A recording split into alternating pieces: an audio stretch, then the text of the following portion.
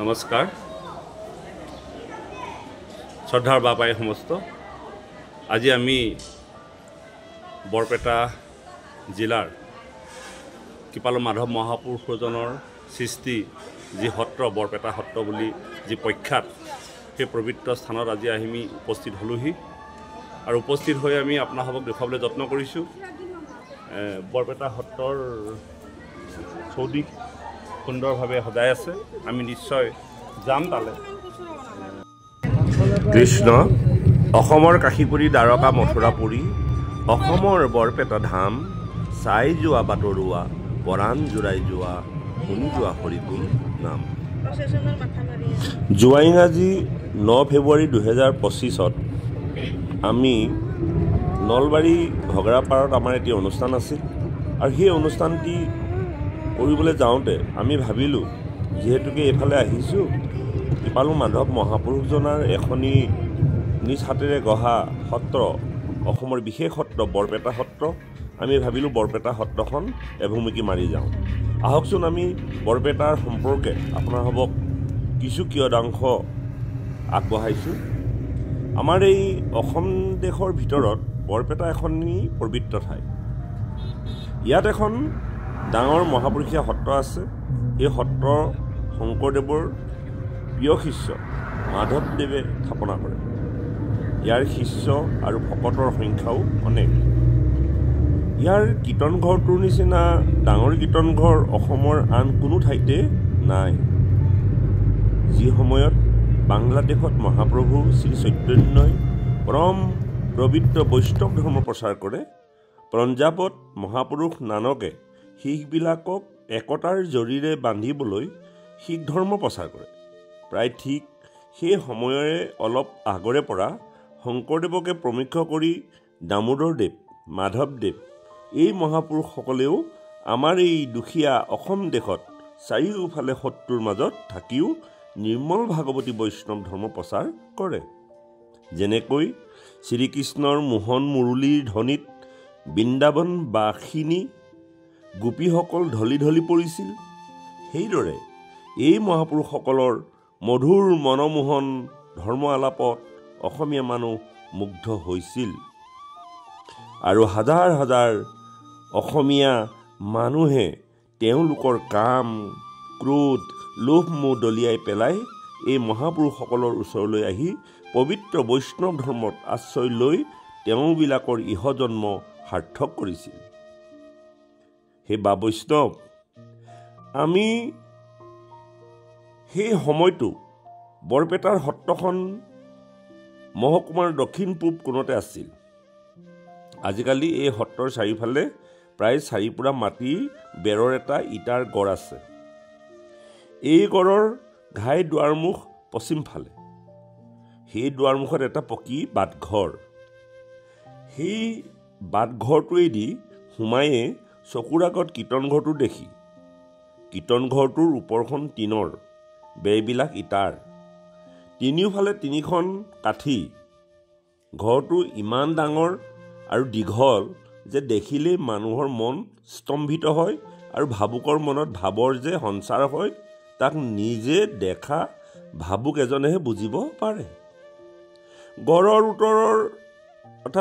উত্তৰ পশ্চিম কোণত ফাকুৱাৰ দৌলটো সেই দৌলটো 7 থাক ওখ তাৰ ওপৰত এটা বৰ ডাঙৰ মঠ কীৰ্তনঘৰৰ পূব মূৰত কলীয়া ঠাকুৰৰ মন্দিৰ সেই মন্দিৰৰ পূবে প্ৰায় লাগি এটা চাংঘৰ অৰ্থাৎ লগালগি এটা চাংঘৰ এই চাংঘৰৰ দুইফালে উত্তৰ দক্ষিণে দুটা পূবা পশ্চিমা দালান এই দালান দুটি বদুলা আটা মথুৰা আটাৰ মন্দিৰ কলীয়া ঠাকুৰৰ মন্দিৰৰ কাষতে উত্তৰে মহাপুৰুষ গুৰুৰ মঠটো মহাপুৰুষ গুৰুৰ মঠৰ পশ্চিমে সন্মুখতে এটা পানীৰ নাদ সেই নাদৰ ওপৰত এটা সৰু ঘৰ এই সৰু ঘৰটোৰ পশ্চিম ফালে গড়তে লগা এটা পূবা পশ্চিমা চাংঘৰ গড়ৰ বাহিৰে পূৰ্বে এটি কুণ্ড দৰাচলতে বৰপেটা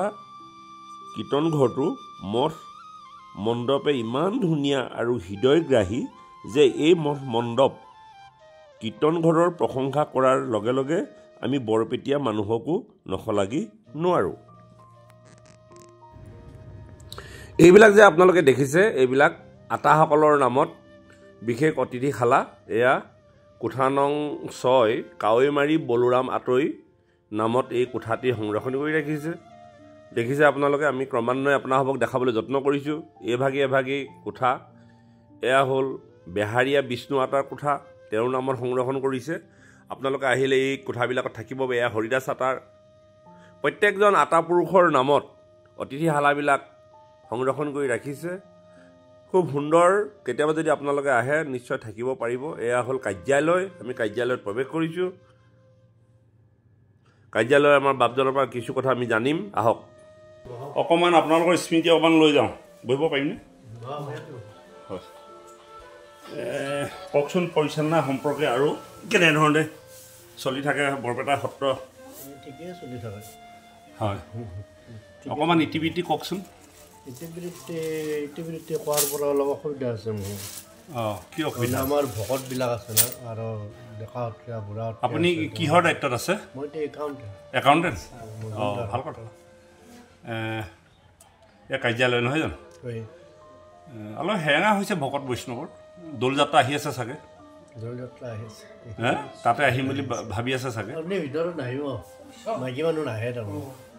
হয়, গতিকে আপোনাৰ ভাল নামটো? মোৰ ভাল নামটো শ্ৰী ৰঞ্জিত ভৰালী। ৰঞ্জিত ভৰালী। আপুনি যে একাউণ্টেণ্টত নিয়োগ হৈ আছে, এইটো গভৰ্ণমেণ্টৰ ফালৰ পৰা দিয়ে নে সত্ৰৰ পৰিচালনা সমিতি? সত্ৰৰ পৰা দিয়ে। গভৰ্ণমেণ্টৰ কথা নাই ইয়াত, নাই। চব প্ৰণামীৰ পইচা। হয়, প্ৰণামীৰ পইচাই দিয়ে চব কাম হয়। সকলোকে দিয়া হয়। এই দৌল উৎসৱ হৈছে প্ৰণামীৰ পইচাই দিয়ে। আমি যদি এই বৰপেটা সত্ৰত সেৱা আগবঢ়াব বিচাৰোঁ বা এনেকৈ কৰিব বিচাৰোঁ, তেতিয়াহ'লে তাৰ নীতি নিয়ম কি আছে? কিহৰ? ধৰি লওক আপুনি যেনেকৈ কৰিছে বা আমাৰো মন যায় তেনেকৈ ইয়াত থাকি পেলাই কৰ্ম আগবঢ়াবৰ কাৰণে তেনেকুৱা কি নিয়ম আছে? আপুনি থাকিব ইয়াত? মই নাথাকোঁ বা থাকোঁ সেইটো পাছৰ কথা, কিন্তু নিয়মটো হয়তো মই থাকিব পাৰোঁ।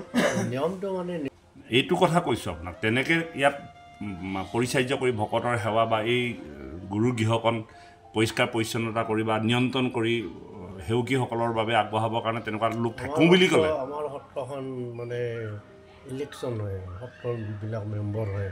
হয়, আমাৰ 22খন হাতী আছে, 22খন হাতীৰ পৰা মেম্বৰবিলাক আহে, সদস্যবিলাক হয়। হয়, ইলেকশ্যন হয়। ইলেকশ্যনত যিবিলাকে জিতে তেওঁলোকে ইয়াতে সদস্য হয়।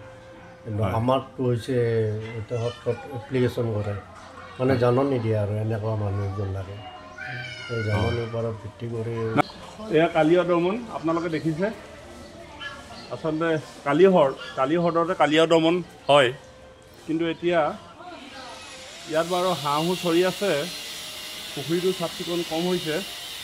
এয়া হনুমানজী, এয়া গৌড পক্ষী, এয়া প্ৰভু ভগৱন্তই কালীক দমন কৰিছে, আৰু সেই কালী পত্নীসকলে ভগৱন্তক স্তুতি কৰিছে তেওঁলোকৰ স্বামীক ভগৱন্তৰ শাস্তিৰ পৰা বচাবৰ কাৰণে। গতিকে আপোনালোকে যেতিয়া বৰপেটালৈ আহিব, বৰপেটা সত্ৰ দৰ্শন কৰিব, তেতিয়া দেখিব যে ইয়াৰ পৰিৱেশ অত্যন্ত সুন্দৰ, যেন সঁচাকৈ গুৰুজন বিৰাজ হৈ আছে। এয়া কীৰ্তন ঘৰৰ ভিতৰ অংশ দেখাবলৈ যত্ন কৰিছোঁ। ভিতৰ অংশ অত্যন্ত মনোমোহা।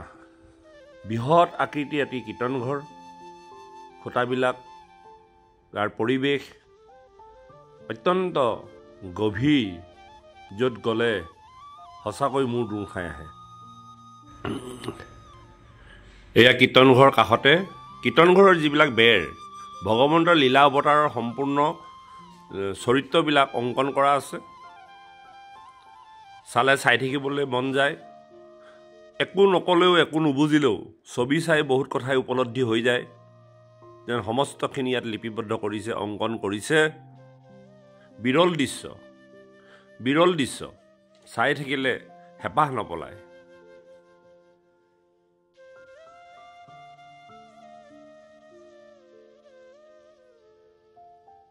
আকাশত হৰিনাম, বতাহত হৰিনাম, হৰিনাম শিশুৰ মুখত, নাৱে নাৱে হৰিনাম, ইজে বৈকুণ্ঠৰ ধাম, হৰিনাম বঠাৰ কোবত। আকাশী চৰায়ে মাতে ৰাম বোল হৰি বোল, গছে পাতে হৰিগুণ গাই, নিজান বননি যিনি হৰিৰ মহিমা শুনি শোক তাপ দূৰতে পলায় জনমত হৰিনাম বিবাহত হৰিনাম হৰিনাম বিহু উৎসৱত নাৱৰীয়া নাওবাই হৰিৰ মহিমা গাই বৰ্ণই বিমল বুকুত। সেয়েহে বৰপেটা সত্ৰৰ কথা কৈ শেষ কৰিব নোৱাৰি। বৰপেটা এক মহা তীৰ্থক্ষেত্ৰ যেন গুৰুজনাৰ পদৰেণু আজিও সিঁচৰিত হৈ আছে। তাত গ'লে গুৰুজনাৰ প্ৰতি থকা যিটো শ্ৰদ্ধা যেন গুৰুজনাক সাক্ষাৎ দৰ্শন এনে অনুভৱ হয়। আজিও সজীৱ হৈ আছে গুৰুজনাৰ উশাহ নিশাহ, গুৰুজনাৰ যি জ্ঞানৰ ভাণ্ডাৰ যেন তাত সজীৱ হৈ আছে। আহকচোন আপোনালোকেও এই মহা পবিত্ৰ স্থান দৰ্শন কৰিব। ইয়াত থকা যিখিনি দবা টৌ অসমত বিৰল, এটি টৌত কমেও এমোন চাউল সিজাব পৰা ডাঙৰ ডাঙৰ টৌ আছে, যিখিনি টৌ অসমৰ বৰপেটাৰ বাদে আৰু ক'তো দেখিবলৈ পোৱা নাযায়। এই যে দবাটো দেখিছে, এই দবাটো ভয়ংকৰ দবা। বহু দূৰৰ পৰা ফটো লোৱাৰ কাৰণে আপোনালোকে হয়তো দবাটোৰ গভীৰতা অনুভৱ কৰিব পৰা নাই। এই ভাগ যে টৌ দেখিছে, এই ভাগো যথেষ্ট গভীৰ টৌ। গতিকে আপোনালোকক দেখাই আছোঁ। এই সম্পৰ্কে অধ্যাপক অতুল চন্দ্ৰ হাজৰিকাদেৱেও এটি খুব সুন্দৰ কবিতা ৰচনা কৰিছে। নিজৰ হিয়াতে আছে ভগৱন্ত নেলাগে কেনিও যাব, নিজৰ দেশতে আছে বৃন্দাবন ভক্তই বিচাৰি পাব। শ্ৰীমন্ত শংকৰে হৰি ভকতৰে সমদল কৰি যায়, বৰপেটা চাই বৃন্দাবন পাই হৰি গুণ গান গায়। অসমৰ বিভিন্ন বৈষ্ণৱ সম্প্ৰদায়ৰ মত আৰু আনুষ্ঠানিক মথুৰাৰ যদিও বৰপেটা সত্ৰৰ সাধাৰণ ভকতসকলৰ শ্ৰদ্ধা আৰু বুদ্ধিমত্তাই সততে দৃষ্টি আকৰ্ষণ কৰে কাৰণে এই মহাপুৰুষীয়া ধৰ্মাৱলম্বী বা ভকতসকল নামনি অসমৰ কোচবেহাৰ আৰু উত্তৰ পূবৰ ৰংপুৰলৈ সিঁচৰিত হৈ আছে। বৰপেটা শব্দৰ বুৎপত্তি সম্বন্ধে নানা ব্যাখ্যা আছে। কিছুমানে ক'ব খোজে যে ই বৰপাতা শব্দৰ অপভ্ৰংশ। ইয়াৰ পবিত্ৰ সিংহাসন মহান বেদী বা দানস্বৰূপে লাভ কৰা ভূমিয়ে এই সংস্থাৰ মহত্ব প্ৰতিপাদিত কৰে। এই সম্প্ৰদায়ৰ কামৰূপ বা আন ঠাইত নানান শাখা থানসত্ৰ আছে যদিও কামৰূপৰ উত্তৰ পশ্চিমত অৱস্থিত বৰপেটা হৈছে ঘাই, যি এক বৃহৎ পৰগনা ৰূপে পৰিচিত। তদুপৰি ই জিলাৰ মহকুমা হোৱাৰ কাৰণে উপ ন্যায়াধীশ আৰু উপ সমাহৰ্তাৰ কৰ্তৃত্বাধীন। বৰপেটা পৰগনা আৰু ইয়াৰ সংলগ্নিত অঞ্চল দ হোৱাৰ কাৰণে বানপানীয়ে বুৰাই পেলায়। গাঁৱৰ ভেটিবোৰ ওখ কৰি বান্ধি লোৱা হয়, কাৰণ বাৰিষাকালি এই অঞ্চল সৰু বৰ সদৃশ হৈ পৰে। যোগাযোগৰ সাধাৰণ স্বৰূপ হৈ পৰে পানী। বানপানীয়ে এই অঞ্চলত পলস পেলোৱা কাৰণে সৰিয়হ আৰু আহু ধানৰ খেতি নদন বদন হৈ পৰে, যি এই অঞ্চলৰ ঘাই উৎপাদন। আমি যেতিয়া বৰপেটা ফালে গৈ আছিলোঁ, ৰাস্তাৰ দুই কাষে অৰ্থাৎ গোমধানৰ খেতি, সৰিয়হৰ খেতি কিচকিচিয়া কলা হৈ জিলিকি আছিল। আৰু আমি যেতিয়া ফেব্ৰুৱাৰী মাহত গৈছিলোঁ তেতিয়া খৰালি দিন, কিন্তু ৰাস্তাৰ দুই কাষে আমি দেখিবলৈ পাইছিলোঁ কিচকিচিয়া ধানৰ খেতি। নিশ্চয় সেইখিনি বড়ো ধানৰ খেতি হ'ব লাগিব। আমি দেখি ভাল লাগিছিলে যে গোটেই মানুহখিনি যেন কৃষিজীৱী, কৃষি কৰ্মতে যেন জড়িত হৈ থাকে। এই গাঁওবোৰৰ তুলনাত বৰপেটা হৈছে ধন আৰু ঘন বসতিপূৰ্ণ ঠাই। 1847-48 পিয়ল মতে এই অঞ্চলৰ মাটিকালি সত্ৰ সহিতে হৈছে 175 একৰ। জনসংখ্যা হৈছে 7,368 জন। যিসকল সত্ৰৰ ভকত বা সত্ৰৰ লগত জড়িত ব্যক্তি ভূমিৰ অপচয় ৰোধৰ কাৰণে আৰু ওখকৈ বান্ধি লোৱা ভেটি দুৰ্লভতাৰ প্ৰতি লক্ষ্য ৰাখি ঘন ঘনকৈ ঘৰবোৰ সজা, যি আন গাঁৱত পৰিলক্ষিত নহ'লেও ইয়াক নগৰতকৈও গাঁও বোলাহে সমীচীন হ'ব। কোনো বিশেষ শৃংখলাৰ প্ৰতি দৃষ্টি নাৰাখি প্ৰজাবোৰ যধে মধে সজা হ'লেও বাট পথবোৰে বিভিন্ন অংশ সংযুক্ত কৰে আৰু পৰিবেষ্টিত হৈ থাকে পুৰণি আৰু ঘন বৃক্ষৰ কুঞ্জবনেৰে। এই কুঞ্জবনৰ দক্ষিণ ফালে বৃহৎ আৰু ওখ পৰিসীমাৰে আবৃত্ত হৈ আছে মহান নামঘৰটো বা উপাসনাৰ ঘাইথলী আৰু আন আন পবিত্ৰ গৃহসমূহ। সত্ৰৰ নামঘৰটো বৃহৎ আকৃতি চালিখন খেৰৰ খুঁটাবোৰ পুৰঠ কাঠৰ আছিল। অসমৰ সকলোবোৰ বৈষ্ণৱ থান সত্ৰৰ ঘৰবোৰ একে যদিও বৰপেটা সত্ৰৰ নামঘৰ অদ্বিতীয়। এতিয়া বৰ্তমান সেই খেৰৰ চালিৰ পৰিৱৰ্তে টিঙৰ হ'ল আৰু খুঁটাবিলাক পকা বা বেৰবিলাকো পকী হ'ল। এই নামঘৰৰ আৰ্হি হৈছে এটি বহল দীঘল ঘৰ। সত্ৰ নামঘৰটো হৈছে 180 ফুট দীঘল আৰু 60 ফুট বহল, যি 14 শাৰী সূতাৰ ওপৰত প্ৰতিষ্ঠিত। ৰঙা কাপোৰেৰে ঢকা বেদীখনত ভাগৱত আৰু অন্যান্য ধৰ্মীয় শাস্ত্ৰবোৰ এটা বৰ্গাকৃতিৰ স্বচ্ছ আৱৰণৰ মাজত ৰখা হৈছে, যি গৃহৰ দক্ষিণ পাৰ্শ্বৰ কেন্দ্ৰত অৱস্থিত আৰু এঢলীয়া ছালৰ ফাকেৰে ইয়ালৈ পোহৰ আহে। ভিতৰলৈ সোমোৱাৰ প্ৰৱেশ পথ দুটাৰ এটা হৈছে বেদীৰ নিচেই কাষৰ পূব ফালৰ দুৱাৰ আৰু আনটো হৈছে উত্তৰমুৱা দুৱাৰ। এই দুৱাৰ আৰু এঢলীয়া চালিৰ বাটেৰে অহা পোহৰৰ বাহিৰে পোহৰ অহাৰ বাট নাই। অৱশ্যে ঘৰৰ তিনিওফালৰ পিৰালিৰ ওপৰৰ ফুলকটা চৌতি আৰু পিৰালিৰ ফালে থকা কুণ্ডাক্ষৰ জ্বালাৰ মাজেৰে কিছু পোহৰ আহে। ভিতৰত প্ৰৱেশ কৰিব নোৱাৰাসকলে পিৰালিৰ কুণ্ডাক্ষৰ জালেৰে ভিতৰৰ দৃশ্য পৰ্যবেক্ষণ কৰে। উত্তৰ দুৱাৰৰ প্ৰৱেশ পথৰ সোঁফালে কাঠৰ চৌকাঠৰ ওপৰত প্ৰকাণ্ড হনুমান আৰু বাওঁফালে গৰুড়ৰ মূৰ্তি আছে। দুইটি মূৰ্তি উজ্জ্বল ৰঙেৰে বনোৱা। এই মূৰ্তি দুটাৰ উপাসনা কৰা নহয়, যদিও বেদী আৰু নামখোলাৰ মাজত অৱস্থিত। সোঁমাজৰ দুই পৰিধিটি দুডাল প্ৰকাণ্ড লুৰ গছা আছে, য'ত 100মান সৰু সৰু বন্তি জ্বলাই সন্ধিয়া নিত্য সেৱাৰ সময়ত নামঘৰৰ ভিতৰভাগ পোহৰাই তোলা হয়। বিশেষ কীৰ্তন মহোৎসৱৰ সময়ত এই সকলোবোৰ বন্তি জ্বলোৱা হয়। সাধাৰণতে বেদীৰ কাষত থকা বন্তিখিনিৰেই কাম চলি যায়। ৰাতিপুৱা নিত্য প্ৰসংগ হৈ যোৱাৰ পিছত দিনৰ ভাগতে এই গছবোৰৰ বন্তি বা এই গছাবিলাকৰ বন্তি সম্পূৰ্ণকৈ জ্বলোৱা হৈছিল, যাতে নামঘৰৰ ভিতৰৰ দৃশ্য অনায়াসে দৰ্শন কৰিব পাৰি। অৱশ্যে নামঘৰৰ ভিতৰৰ চাবলগীয়া তেনে বিশেষ একো নাছিল। বাহিৰৰ পিৰালিৰ খুঁটাবোৰ খাচ খাচ কটা আৰু প্ৰতিটো দ্বিতীয় বা তৃতীয় খুঁটাত ভগৱান বিষ্ণুৰ অৱতাৰ মূৰ্তিবোৰ কটা। ভকত বা শিষ্যসকলে শুদ্ধ হৈ নামঘৰৰ ভিতৰত প্ৰৱেশ কৰিব পাৰি বা লাগে। মহিলাসকলক নামঘৰৰ ভিতৰত প্ৰৱেশ নাই, কিন্তু নামঘৰৰ পিৰালিত বহি নাম প্ৰসংগ কৰিব পাৰে। নামঘৰৰ পৰা প্ৰায় 12 ফুটমান পূবে এটা 38 বৰ্গফুটমান ইটাৰ মঠ আছে, য'ত সত্ৰৰ প্ৰতিষ্ঠাপক মাধৱদেৱৰ আধা হাতমানৰ বহল পদশিলা আছে। এই পদশিলাক অতি পবিত্ৰ বুলি গণ্য কৰা হয় আৰু যেতিয়া গাঁওবাসীক হাইজা বা অন্য সংক্ৰামক ব্যাধিয়ে আক্ৰমণ কৰে, তেতিয়া সংক্ৰামক ব্যাধি নিৰাময়ৰ কাৰণে পদশিলাক বেদীৰ ভাগৱতৰ কাষত স্থাপনা কৰি উপবাসে থাকি তিতা কাপোৰ পিন্ধি পূজা সেৱা কৰা হয়।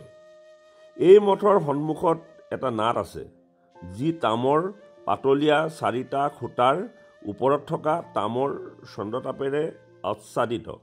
ইয়াৰ পানী পবিত্ৰ বুলি গণ্য কৰা হয়।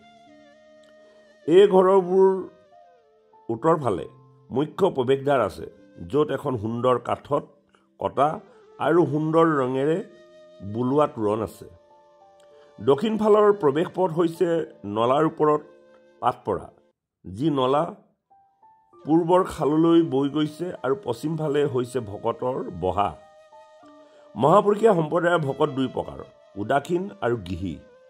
উদাসীনসকলে বিয়া বাৰু নকৰাই নৈষ্ঠিক জীৱন যাপনেৰে ধৰ্ম সেৱাত ব্ৰতী হয়, আৰু গৃহীসকলে সংসাৰ কৰি গৃহী ভকতৰ মৰ্যাদা লাভ কৰে। উদাসীন ভকতে বহাৰ কোঠালি লাভ কৰে। তেওঁ প্ৰতিদিনে জীৱিকাৰ কাৰণে সহৃদয় বৰ্গৰ তালৈ ভিক্ষা মাগিবলৈ যায় আৰু দিনটোৰ বাকী ভাগ আৰু ৰাতিৰ নাম প্ৰসংগ কৰে। দুজনা গুৰু শংকৰ মাধৱৰ লীলা চৰিত্ৰৰ গায়ন কৰে, শ্ৰৱণ কীৰ্তন আৰু স্মৰণেৰে প্ৰভুৰ সেৱা ভক্তি কৰে। কিন্তু কোনো মূৰ্তি পূজা নকৰে। এই ভকতসকলৰ প্ৰত্যেকেই গৃহী বা গৃহীসকলক শৰণ দিয়ে। তেওঁলোকে প্ৰতিটো পৰিয়ালতে যিকোনো সময়তে প্ৰৱেশ কৰিব পাৰে। অৱশ্যে কোনো সদাশয় গৃহস্থই উদাসীন ভকতক সত্ৰীয়াৰ লগতে মহিলা চৰাত প্ৰৱেশৰ অনুমতি দিয়ে। অৱশ্যে কোনো শৰণাগত গুৰু আৰু মহিলা শিষ্যৰ মাজত থকা আন্তৰিক সম্বন্ধৰ কথা জানিব পৰা হোৱা নাই। নামঘৰৰ পূব আৰু পশ্চিম ফালে থকা বহাবোৰত বৰ্তমান 150মান উদাসীন ভকত আছে। বহাৰ ঘৰবোৰ দীঘলীয়া। সন্মুখত আছে ইটো মূৰৰ পৰা সিটো মূৰলৈ 6 ফুট বহলৰ দীঘলীয়া পিৰালি। পিৰালিৰ ফালে দুৱাৰমুখ থকা দীঘলীয়া ঘৰটোৰ কোঠালিবোৰ 16ৰ পৰা 20 বৰ্গ ফুটমানৰ। সেই কোঠালিবোৰত উদাসীন ভকতে অকলশৰীয়াকৈ বা দুজনীয়াকৈ বাস কৰে। কোঠালিত সাধাৰণ লাম লাকুট সযতনে ৰাখে, কিন্তু দুৱাৰবোৰ খাচ কটা আৰু বন্ধ কৰাৰ কীৰ্তিপো ভিন্ন ভিন্ন। সত্ৰ বহাবোৰ আৰু চৌহদ পৰিষ্কাৰ আৰু পৰিপাটি। ভকতসকলে এখন সৰু ফুলনিত ফুল আৰু ফুলৰ জোপোহা ৰুৱে, যিবোৰ ধৰ্মীয় কাৰ্যত ব্যৱহাৰ কৰা হয়। ভকতসকলৰ পোছাক পৰিচ্ছদ সাধাৰণ মানুহতকৈ বিশেষ একো বেলেগ নহয়। অৱশ্যে কিছুমানে লাখতি লয়। সাধাৰণতে তেওঁলোকে চুটিকৈ চুৰিয়া পিন্ধে আৰু গাত এখন চেলেং লয় তথা নাম প্ৰসংগ কৰাৰ বাবে বা খোৱাৰ সময়ত কাপোৰ সলায়। গাঁৱৰ আন ঠাইত ভকতৰ দুটা দল আছে। এটা দলত 150 জন আৰু আনটো দলত 24 জন বা 26 জন ভকত আছে। এইসকলৰ ভিতৰত প্ৰসংগ আৰু পাঠ পঢ়া মুখ্য ভকতৰ বহা স্থান সুকীয়া। বিবাদৰ পৰিপ্ৰেক্ষিতত অৱশ্যে বৰ্তমান 2জন ভকতে পালাকৈ সেই নিৰ্দিষ্ট ঠাইত বহে। বুঢ়া ভকতৰ সন্মান দেখুৱাই আটা বা আতৈ বুলি সম্বোধন কৰা হয়। কামৰূপ জিলাত প্ৰায় 195খন বৰপেটা সত্ৰৰ শাখা আছে। আন জিলাবোৰত কিমান শাখা আছে এই বিষয়ে মই নাজানো বা জনা হোৱা নাই। এই শাখাবোৰৰ নামঘৰ আদি বৰপেটা সত্ৰৰ আৰ্হিত সজা হৈছে আৰু তাতো উদাসীন তথা গৃহী উভয় ভকতে বহে বা বাস কৰে। 5-6খনমান শাখা সত্ৰই সামান্য দেৱোত্তৰ ভূমি লাভ কৰিছে যদিও বাকী থান সত্ৰবোৰৰ অৱস্থা নানান সংস্থাগত বা শিষ্য প্ৰশিষ্যৰ দান বৰঙণিৰে সমৃদ্ধ সত্ৰ বা মন্দিৰৰ তুলনাত তথৈবচ বুলি ক'ব লাগিব। এই সম্প্ৰদায়ৰ সংখ্যাৰ বিষয়ে মই জানিব নোৱাৰাৰ কাৰণ হৈছে যে সত্ৰৰ পুথি পাজিত কোনো তথ্য পাবলৈ নাই। শৰণ লোৱা ভকতৰ কোনো তথ্য নাথাকিলেও বা নাৰাখিলেও এটা কথা ঠিক যে কামৰূপৰ অধিকাংশ লোকেই এই সম্প্ৰদায়ৰ মতাৱলম্বী। মই 2 বা 3 হাজাৰ বসতি প্ৰধান 2খন গাঁৱৰ কথা জানো। এখন হৈছে তাঁতীসকলৰ শুৱালকুছি আৰু আনখন হৈছে তেলীসকলৰ ৰামদিয়া। ইয়াৰ সকলোবোৰ লোক বৰপেটা সত্ৰৰ শিষ্য আৰু জিলাখনত এনে শিষ্যৰ সংখ্যা সৰ্বাধিক। এনে শিষ্য গোৱালপাৰা আৰু কোচবেহাৰত থকাৰ উপৰিও মই ভাবোঁ ঢাকা জিলাতো আছে। ইছলাম ধৰ্মাৱলম্বীসকলৰ মক্কাৰ প্ৰতি থকা শ্ৰদ্ধাৰ দৰে এই মহাপুৰুষীয়া শিষ্যসকলে য'তেই থাকক বৰপেটা সত্ৰৰ প্ৰতি অনুগত, যদিও সেইবোৰ ঠাইত সম্প্ৰদায়ৰ প্ৰৱৰ্তক মহাপুৰুষ শংকৰদেৱ মাধৱদেৱৰ আৱিৰ্ভাৱ বা তিৰোভাৱ হোৱা নাই। গুৱাহাটী কাছাৰীত চাকৰি কৰা বা পৰগনাৰ দায়িত্বত থকা লোকসকলে তেওঁলোকৰ নিজৰ বাসস্থান বৰপেটাৰ বাহিৰলৈ স্থানান্তৰিত নকৰে। তেওঁলোকে বৰপেটা ধামত পৃথিৱীৰ অতি পবিত্ৰ ভূমি বুলি গণ্য কৰে আৰু ইয়াৰ পৰা দীৰ্ঘকালীন দূৰত থকাটো পচন্দ নকৰে।